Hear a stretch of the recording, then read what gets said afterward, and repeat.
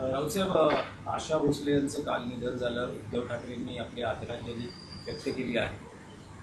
आज त्यांच्यावर शासकीय इमामात संध्याकाळी अंत्यसंस्कार होते. नाही, आशा भोसले, लता मंगेशकर यांचा कालखंड म्हणजे एक युग. लता दिदी गेल्या, आता आशाताई गेल्या. एका महान युगाचा अंत झाला. पण लता मंगेशकर आणि आशा भोसले यांच्या बाबतीत अंत झाला युगाचा असं म्हणणं तितकंच योग्य नाही. कारण पुढली अनेक शतकं त्यांची गाणी, त्यांचा सूर, त्यांचा स्वर हा आपल्या कानामध्ये गुंजत राहील. त्याच्यामुळे त्या अर्थानं आशा भोसले आपल्यातच आहे आणि आपल्यातच राहत. त्यांचा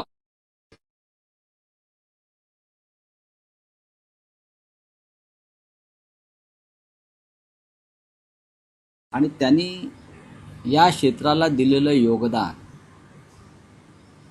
याचं विस्मरण भारतीय जनतेला कधीच होणार नाही. आज त्यांच्यावरती अंत्यसंस्कार होतील, त्या देहरूपाने जातील, पण त्यांचे स्वर आपल्या भोवती सतत गुंजत राहतील. तुमची एखादी काही आठवण किंवा एखादा खूप आहेत त्यांच्यासोबत? त्यांच्या अनेकदा भेटीगाठी झालेल्या आहेत, अनेकदा दूरध्वनीवरून चर्चा झाली. काही दिवसापूर्वी त्यांनी माझ्याकडे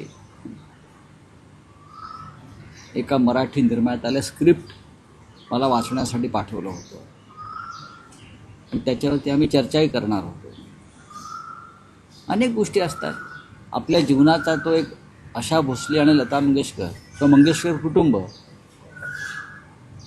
हे महाराष्ट्रीय जीवनाचा, देशाच्या तर आहेतच, पण आम्ही खास करून मराठी महाराष्ट्रीय जीवनाचा एक तो भाग आहे.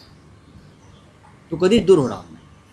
अशा बिंदू वेगळे पण आपल्याला त्यांच्यातली दिलखुलास हसरं व्यक्तिमत्व. आयुष्यामध्ये त्यांनी प्रचंड कष्ट घेतले, संघर्ष केला,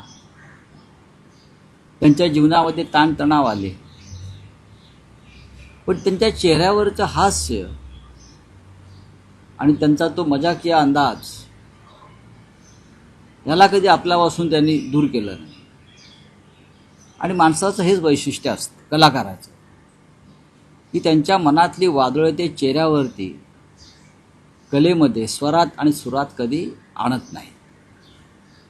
आशाताईंचं तसं होतं. महाराष्ट्रातील ताज्या बातम्यांसाठी बघत रहा टाइम्स टुडे 18 न्यूज. सोबतच शेअर करा, सबस्क्राईब करा आणि बेल आयकॉन प्रेस करा.